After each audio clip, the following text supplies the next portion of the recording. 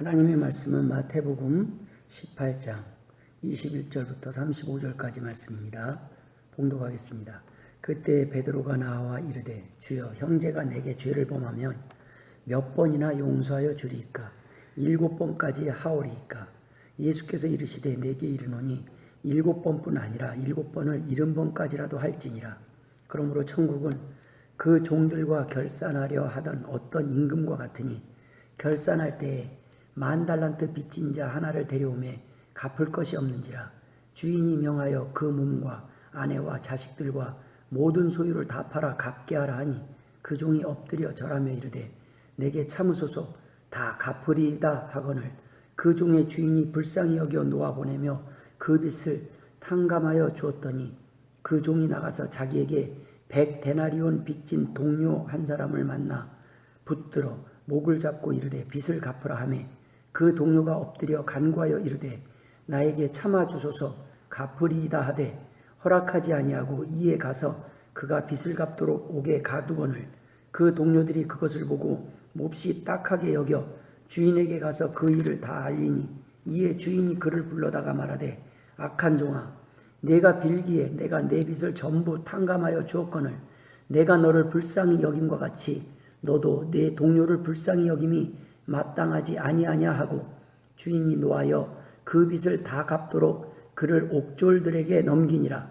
너희가 각각 마음으로부터 형제를 용서하지 아니하면 나의 하늘 아버지께서도 너희에게 이와 같이 하시리라. 아멘. 할렐루야. 오늘 본문 말씀을 중심으로 기도는 누구나 드릴 수 있습니다 라는 제목으로 함께 은혜를 나누고자 합니다. 가끔 목사님 기도해 주세요 라는 부탁을 받을 때가 있습니다. 여러분 가운데도 정작 타인에게 기도를 부탁하고 자신은 기도를 하지 않는 경험이 있을 것입니다. 자신은 기도하지 않고 타인에게만 기도를 부탁하는 것은 자신의 기도는 하나님께서 잘 듣지 않고 목사의 기도는 특별히 더 잘 들어주실 것이라는 믿음 때문일까요? 아니면 자신은 죄를 많이 지으니까 의인의 기도는 역사하는 힘이 더 많다고 하셨으니 목사가 기도하면 더 잘 들어주실 것이라는 믿음 때문일까요? 그것도 아니면 아직 죄를 회개하고 돌아오기는 싫고 바라는 것은 포기할 수 없어서 현재 당장 닥친 문제를 해결할 답이 없어서 기도하는 것일까요? 기도를 부탁하는 것일까요? 그래도 기도하지 않는 사람보다는 기도라도 하는 사람이 낫고 자신이 기도하지 못하면 기도 부탁이라도 하는 사람이 기도 부탁도 하지 않는 사람보다는 낫습니다.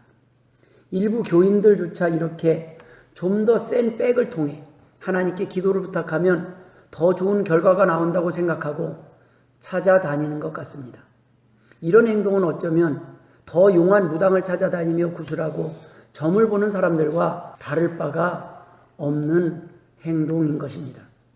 사람들 중에 하나님보다 돌이나 나무를 찾아가 기도를 하는 이유를 곰곰이 생각해 보니 어쩌면 나무나 돌은 기도하는 사람의 죄의 유무는 따지지도 않고 묻지도 않고 들어주는 존재라고 확신하기 때문에 내 죄나 상황은 묻지도 따지지도 않고 내 소원만을 듣고 이뤄주기를 바라는 마음 때문에 그러한 곳을 찾아다니는 것이 아닌가 하는 생각이 듭니다. 여러분, 이 세상에 기도 제목이 없는 사람은 없습니다. 문제가 없는 사람이 없기 때문입니다. 소원이 없는 사람이 없기 때문입니다. 기도를 하는 대상이 다를 뿐 기도 제목이 없는 사람, 소원이 없는 사람은 없습니다. 오죽 답답하면 사람들이 돌이라도 찾아가 빌고 나무에게 매달리며 빌겠습니까? 다급할 때 전화할 곳이 있고 하나님께 기도할 수 있는 사람은 그래도 복 있는 사람들입니다. 성도들, 하나님의 자녀들은 도움이 필요할 때 당연히 하나님을 찾고 기도합니다. 하지만 기도를 한다고 다 응답하시지는 않습니다. 오늘은 말씀을 통해 성도들이 기도할 때 조심해야 할 몇 가지 문제들을 생각해 보며 함께 은혜를 나누기를 원합니다.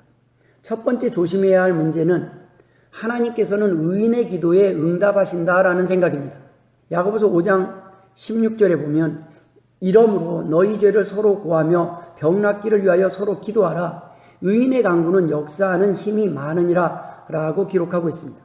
이 말씀은 많은 사람들이 잘 알고 암송하는 말씀입니다. 정말 하나님께서는 의인의 기도에 응답하실까요? 맞습니다. 또 하나님께서는 의인의 기도만 응답하실까요? 그것도 맞습니다. 하지만 여러분들이 생각하는 의인의 기도는 아닙니다.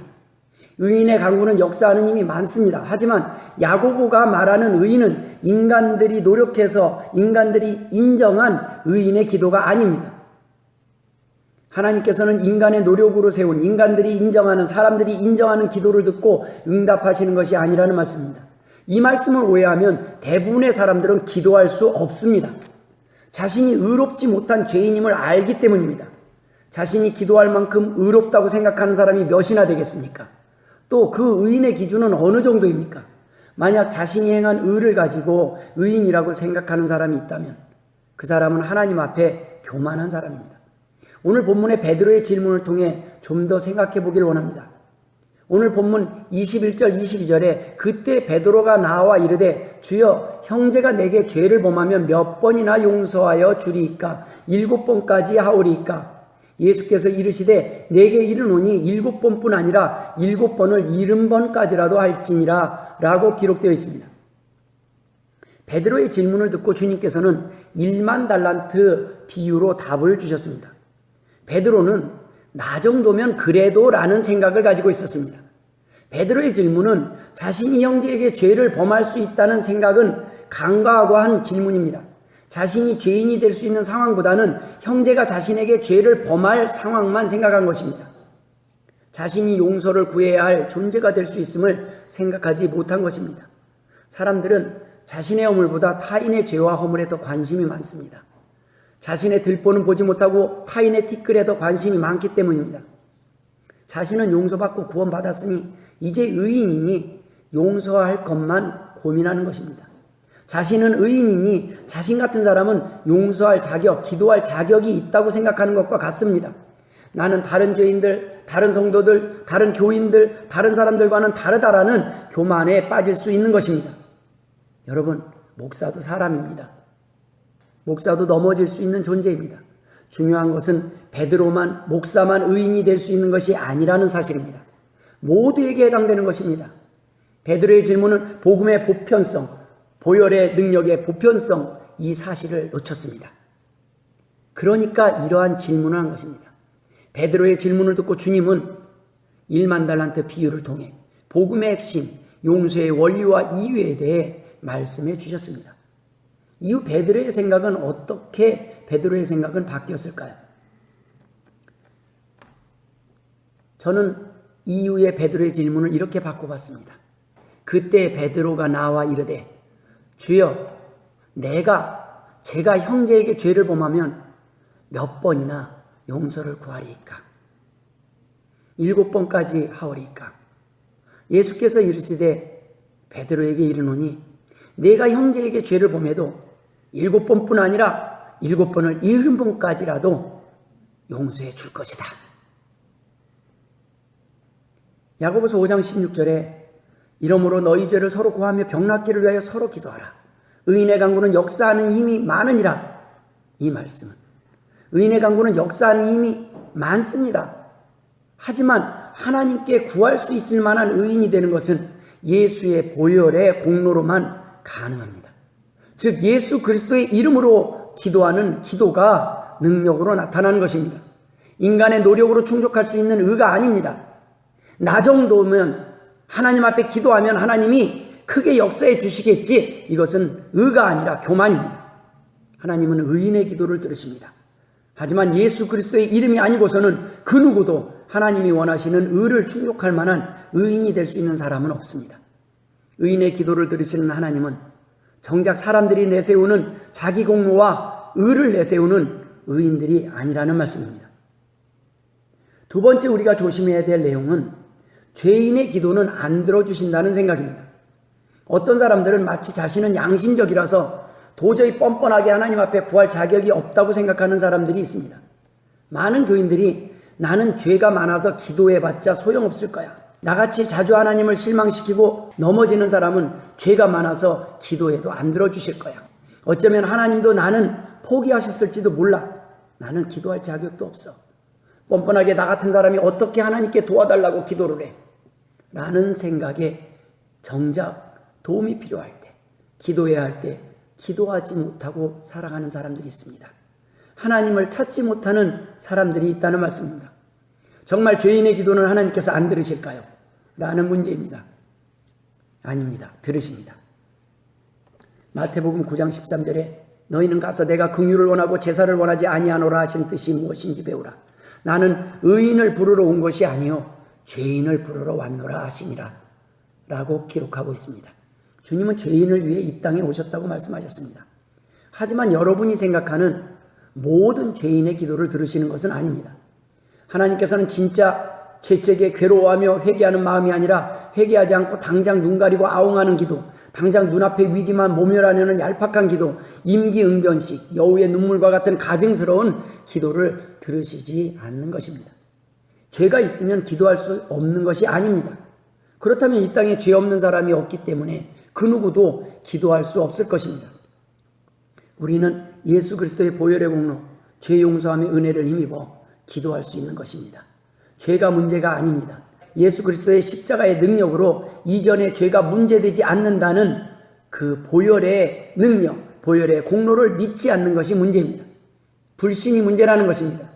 죄인의 기도를 듣지 않으시는 것이 아니라 죄인의 죄를 용서하시고 70번씩 7번이라도 용서하시는 그 하나님의 약속을 믿지 못하고 죄인의 기도를 용서하시고 들으시는 하나님을 믿지 못하는 그 불신이 문제라는 것입니다. 이 땅에 죄 없는 사람은 없지만 여전히 타인의 죄는 용서하지 못하는 죄인들은 많이 있습니다.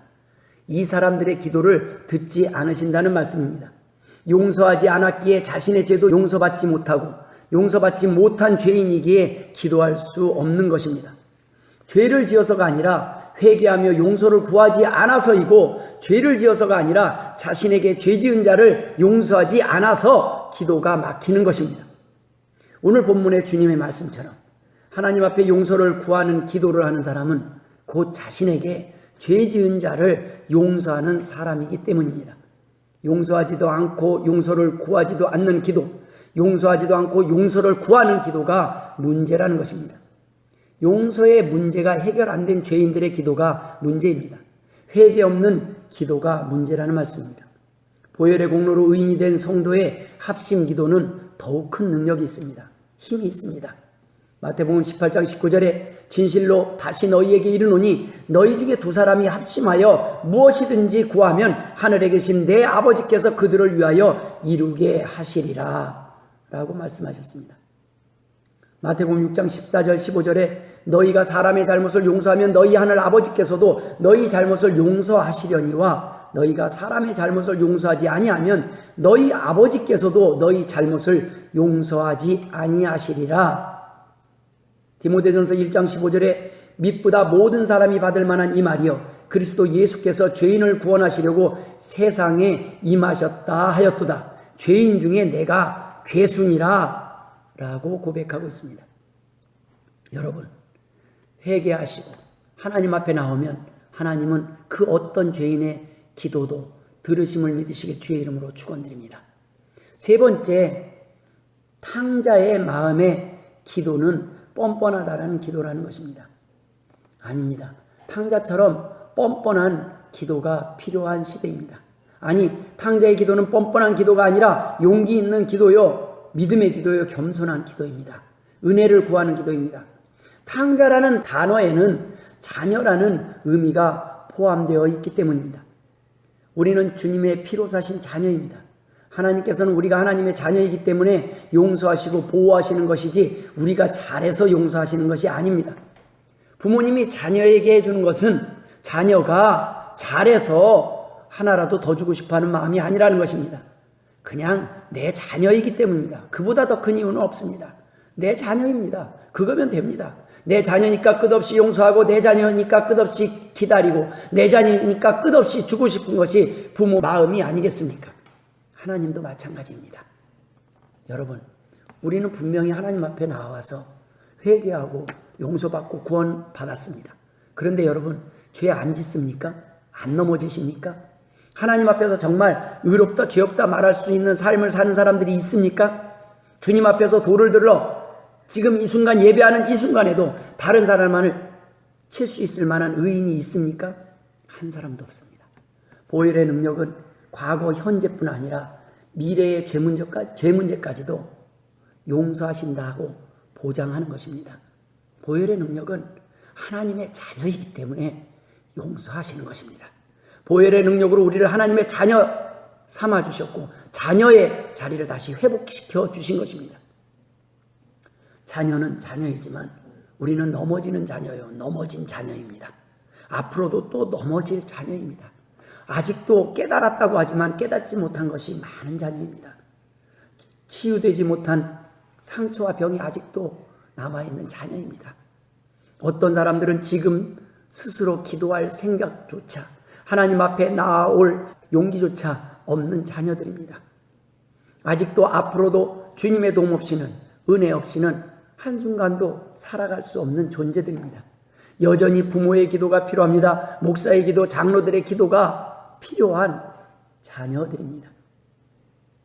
누가복음 15장에 탕자의 비유가 나와 있습니다. 거기서 탕자는 이렇게 고백하고 있습니다. 나는 여기서 줄여 죽는구나. 내가 일어나 아버지께 가서 이르기를 아버지 내가 하늘과 아버지께 죄를 지었사오니 지금부터는 아버지의 아들이라 일컬음을 감당하지 못하겠나이다. 나를 품꾼의 하나로 보소서 하리라 하고 이에 일어나서 아버지께로 돌아가니라 라고 기록하고 있습니다. 사람들은 죄인들을 향해 이렇게 말합니다. 저런 죄를 지은 사람들은 죽어 마땅해. 죽어야 돼. 내가 어떻게 다시 살 생각을 할 수 있어? 사람들은 실수를 하고 넘어지면 비난을 합니다. 그래서 많은 사람들이 자살까지 합니다. 그러나 여러분, 하나님이 원하시는 것은 자살이 아닙니다. 하나님 앞에 뻔뻔하게 나오는 것입니다. 다시 자녀됨을 회복하는 것입니다. 넘어졌을 때 쓰러져 주저앉는 것이 아니라 포기하는 것이 아니라 하나님 앞에 다시 나올 수 있다는 사실을 기억하는 것입니다. 우리는 탕자의 마음으로 살고 탕자의 마음으로 기도해야 합니다. 아직도 여전히 하나님의 자녀답게 살지 못하는 죄송한 마음, 불효자의 마음으로 기도하는 것입니다. 들어주셔도 감사, 안 들어주셔도 감사, 나 같은 사람을 다시 받아주셔도 감사, 다시 내치셔도 감사, 용서해 주셔도 감사, 벌 받아도 당연하다는 생각으로 하나님 앞에 기도하는 것이 탕자의 마음의 기도입니다. 벌 받아도 응답하지 않아도 당연한 것입니다. 억울한 마음이 들어서는 안 되는 것입니다. 오늘날 성도들의 기도는 어떻습니까? 오늘날 교인들의 기도는 어떻습니까? 기껏 구해주었더니 맡겨둔 보따리 내놓아라 식의 기도입니다. 큰아들의 마음으로 나 정도면 당연히 내 몫을 주장할 자격이 있다는 교만한 마음의 기도입니다. 하나님이 원하시는 기도는 그러한 기도가 아닙니다. 하나님, 나 같은 사람이 하나님 앞에 또 뻔뻔하게 도움을 구해도 됩니까? 오늘도 넘어졌습니다. 오늘도 예배하는 자리에 나와도 됩니까? 하나님, 나 같은 자녀가 하나님의 자녀라고 말할 수 있습니까? 하나님, 오늘 저의 예배도 하나님 받아주십니까? 하나님, 제가 오늘도 은혜를 구해도 됩니까? 하는 마음으로 하나님 앞에 나와서 뻔뻔하게 다시 하나님의 자녀의 자리를, 은혜를 구하는 것이 하나님이 원하시는 기도라는 말씀입니다. 말씀을 마무리 짓도록 하겠습니다. 오늘 언급한 내용들은 성경에 요한의 어머니가 주님께 한 질문과 연관이 있습니다. 요한의 어머니는 예수님에게 천국에서는 누가 큰 죄에 대해서, 누가 주님의 오른편에 앉아 있을 것인지에 대해서 관심이 있었습니다. 이 세상의 관심은 누가 더 하나님의 사랑을 받고 누가 더 큰 사람인지, 하나님은 누구의 기도를 더 잘 들어주시는지에 대한 관심에 초점이 있습니다. 그래서 집사보다는 목사님, 목사님보다는 담임 목사님, 개척교회 담임 목사님보다는 대형교회 담임 목사님을 찾아 기도를 부탁하려고 합니다. 여러분, 하나님이 원하시는 기도는 그러한 기도가 아닙니다. 하나님은 모두의 기도에 공평하게 응답하시는 분입니다. 그 누구가 하나님 앞에 나온다 할지라도 아무리 많은 죄를 범하고 아무리 수없이 넘어진 사람이 오늘 하나님 앞에 나온다 할지라도 하나님은 여전히 보혈의 공로를 의지해서 나와서 예수 그리스도의 이름으로 기도할 때 그 기도에 응답하신다는 말씀입니다. 여러분의 진실한 기도에 능력이 있습니다. 여러분의 믿음의 기도에 능력이 있다는 말씀입니다. 여러분의 소원에 응답하실 것입니다. 여러분이 기도하시면 기적을 보여주실 것입니다. 저도 여러분도 하나님이 피로 사신 끔찍히 사랑하시는 자녀들이기 때문입니다. 모쪼록 오늘 말씀을 통해 하나님께 용기를 내어 자신의 연약함과 문제들을 도와달라는 기도를 다른 사람을 통하지 않고 직접 하나님께 구해서 하늘의 문이 열리는 하늘의 기적을 경험하는 복된 성도들이 되시길 주님의 이름으로 축원합니다. 기도하겠습니다. 하나님 아버지, 은혜를 감사합니다. 하나님 앞에 나올 수 있도록 은혜 베풀어 주심을 감사드립니다. 여전히 죄악 속에 있습니다. 여전히 죄악 속에서 자유롭지 못합니다. 여전히 교만합니다. 여전히 쳐서 복종시키지만 여전히 연약함을 고백할 수밖에 없습니다. 도와주시옵소서. 의를 행한다 하지만 하나님의 은혜입니다. 하나님 아버지, 도와주시지 않고는 하루도 온전히 설 수 없음을 고백합니다. 하나님께 은혜를 구합니다. 그리고 하나님, 그리하실지라도 용서해 주실 줄 믿습니다. 천국으로 인도하여 주실 줄 믿습니다. 하나님, 하나님의 자녀답게 살지 못해서 죄송합니다. 하지만 하나님의 자녀답게 살고 싶습니다. 하나님 도와주시옵소서. 이제는 우리 구주 예수 그리스도의 은혜와 아버지 하나님의 극진하신 사랑하심과 성령님의 감화감동 역사 충만하시니 오늘도 하나님 앞에 나와서 부끄러운 모습이지만 하나님의 은혜를 구하며 보혈의 공로를 구하며 다시금 용기를 내어 하나님 앞에 우리의 연약함, 우리의 힘들고 어려움을 하나님 앞에 구하는 주의 백성과 자녀들 머리 위에 이제로부터 영원토록 함께 있을지어다. 아멘.